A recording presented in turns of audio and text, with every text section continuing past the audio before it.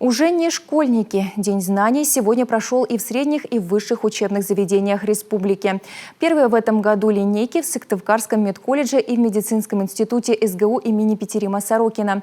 Сотни новоиспеченных студентов получили заветные студенческие билеты. Дарья Вологжанина познакомилась с будущими медиками.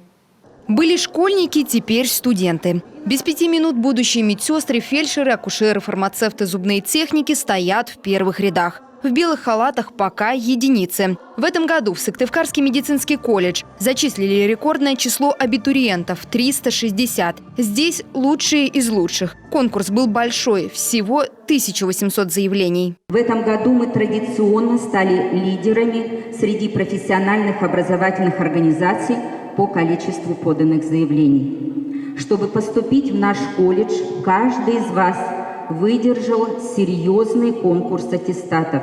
А те ребята, которые поступали на специальности сестринское дело, лечебное дело, акушерское дело, прошли еще и дополнительно, чего нет в других образовательных организациях, тестирование на наличие необходимых для выбранной профессии психофизиологических характеристик.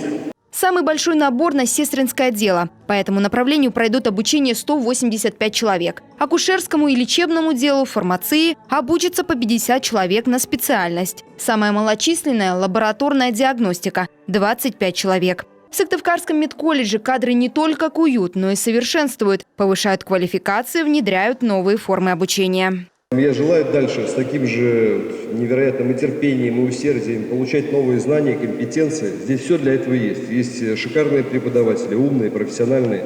Здесь есть хорошая материально-техническая база. Педагоги совместно с руководством уже закупили новое оборудование, поэтому все есть. А это уже медицинский институт СГУ имени Петерима Сорокина. Здесь сегодня студенческие билеты получили около 100 будущих терапевтов и педиатров. Свой студенческий получила и Елизавета Шемет. Поступила на педиатрию. Пошла по стопам семьи. Мама первокурсницы была детским врачом. Папа работает на скорой. Я жду, что я буду весело проводить время.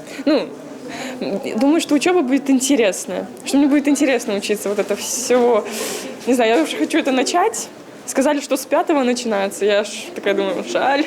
Педагогический коллектив института – практикующие врачи. Трудятся в больницах и красных зонах. Выпускники института на хорошем счету. Многие идут работать в медучреждения родной республики. В Коми серьезный дефицит медкадров. Еще нужно около 500 человек среднего персонала. Врачей около 600. Заинтересованность в воспитании молодых специалистов большая. Теперь ждем уже готовых студентов, когда они станут врачами, фельдшерами, медицинскими сестрами. А за это время мы с коллегами с Министерства образования, с педагогами вместе проработаем, чтобы они не только получали знания теоретические, но и приходили к нам на площадки, в больницы, поликлиники, в села, в города. И вместе мы будем как раз учиться и готовить хороших специалистов. В медицину идут все больше выпускников школ. Если покорять высшее медицинское сегодня отправились около 100 человек, то среднее в разы больше. В целом по республике почти 700 человек. Со дня на день у них начнутся первые лекции и семинары. Дарья Вологжанина, Дмитрий Ведерников, телеканал Юрган.